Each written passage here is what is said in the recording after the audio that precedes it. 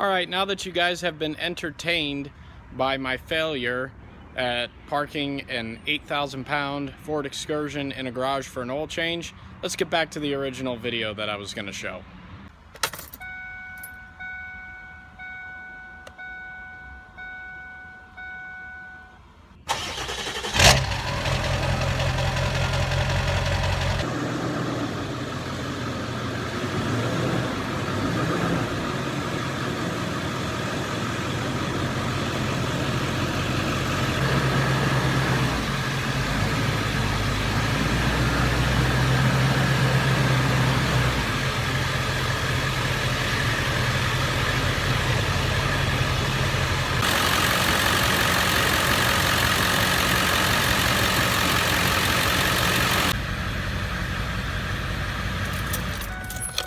One of the things I get complimented on most about this vehicle, even though it's not even mine, is how that engine can still be running as well as it does with original injectors, high pressure oil pump, high pressure fuel pump, and everything, all at over 325,000 miles.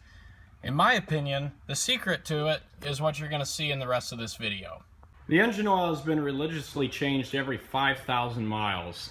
And every once in a while there may have been a 6,000 in there and then caught up with a 4,000 later on.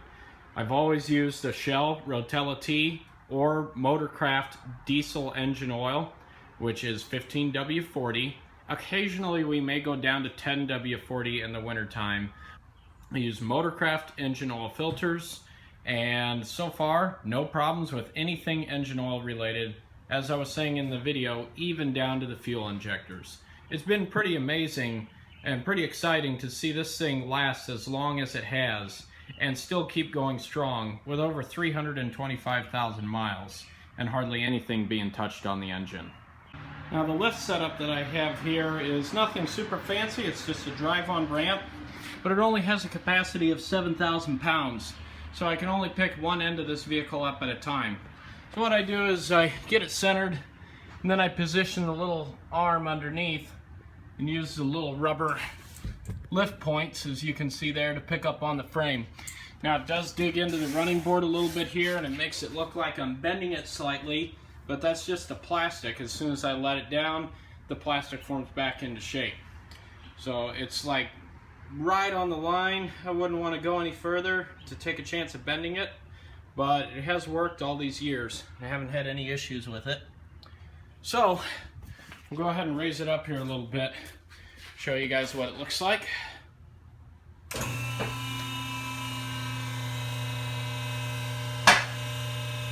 And that's all the further I need to go to do an oil change on this, because if you go much further, you end up hitting the garage door.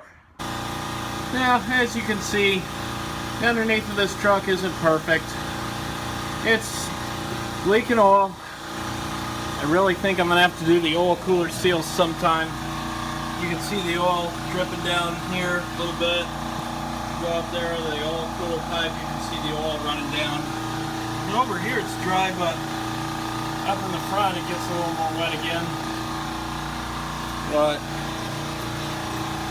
you can see it's definitely leaking a little bit.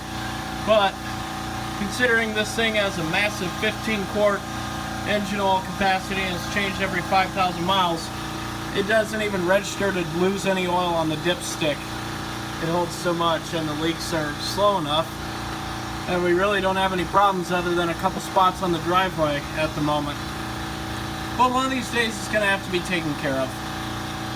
One thing to be sure you do when you jack up a vehicle partially like this, always be safe and use jack stands. As you can see, I've got jack stands underneath the front axle, just in case something would happen with my lift.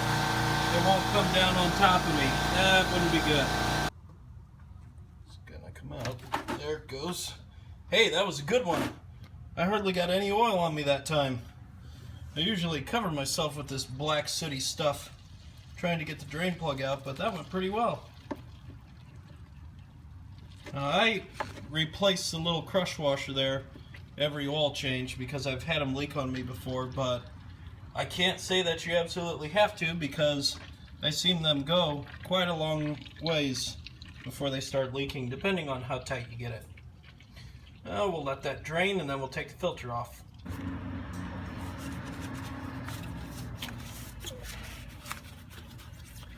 Just this oil filter alone holds over a quart of oil. There we go. Usually have to loosen it with the filter wrench before I can twist it by hand. So I just spin it off enough to get it to start draining, and then do something else while that drains, because otherwise you just make a huge mess trying to take the filter off while it's draining like this. So check everything else, like your tire pressure. Now, unfortunately, I can't hold the camera because I have to use two hands to get this filter down. But once you get it down, you'll be able to see just how much oil comes out of it.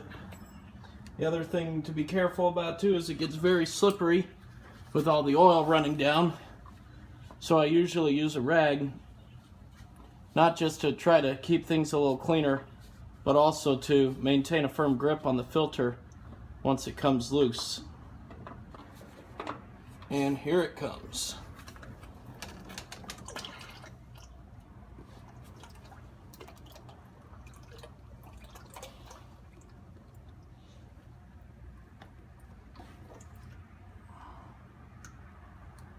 There we go.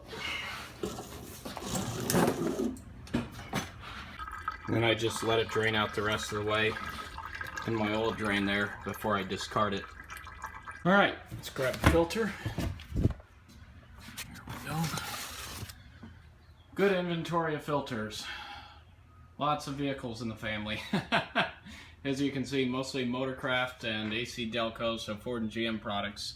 And we have some Hondas there. And a couple Toyotas, but for the most part, Ford and GM. Now, I haven't done any medium duty or heavy duty truck service, so I'm sure there are bigger filters, but as far as like passenger vehicles go and light duty diesel, this is definitely the biggest filter I have ever seen. That thing's a monster. So I know multiple people have different opinions on this. Some like to fill the oil filter before they put it back up on the cooler, which the cooler is where this oil filter mounts. I personally don't. I just put oil around the seal so that way it comes loose easily and doesn't get stuck on there. And I don't fill it up for a few reasons. One, I've never found it to really be necessary.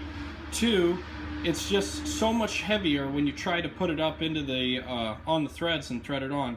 And three, if you drop it or if you spill any oil, it just makes a mess, and then you got to figure how much you've lost. So I just wet the seal, thread it up in there empty, and I've never had a problem.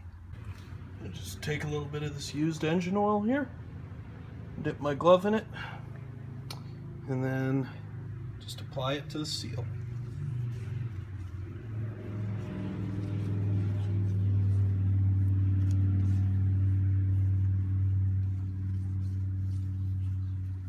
That's all that's to it.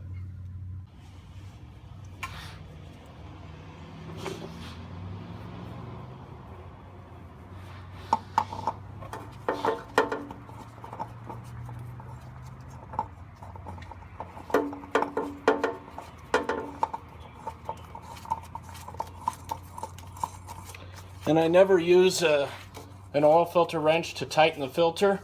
I always just go hand tight, which is plenty, sometimes even more than enough. Otherwise, it's just a real pain to get off. Replace the crush washer. You can buy a box of these on Rock Auto for like $1.84. It's a super deal. And then you just don't have to worry about that leaking.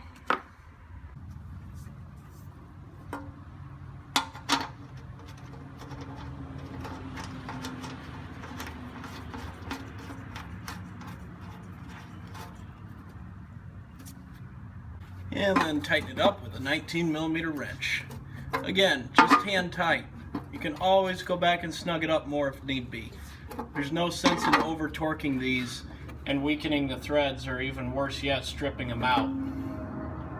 And of course, not only did we buy filters in bulk, but we've also got plenty of the Shell Rotella T diesel engine oil. Bought a lot of that in bulk while it was on sale. Alright, she's going to drink 3 3/4 of these. 15 quarts of oil later.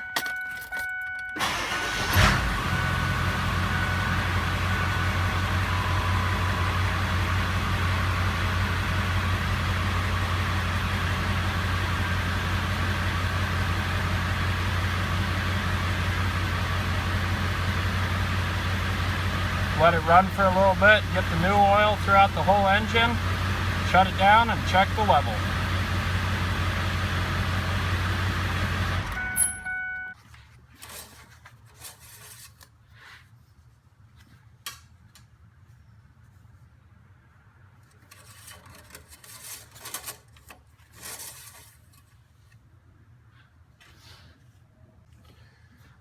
So it needs a little bit more, about 1/2 quart, so I'll top it off, and then that'll be it. Ready for another 5,000 miles.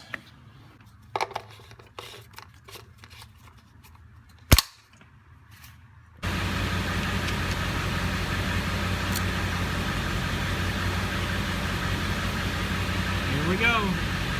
Next oil change due at 330,000 miles.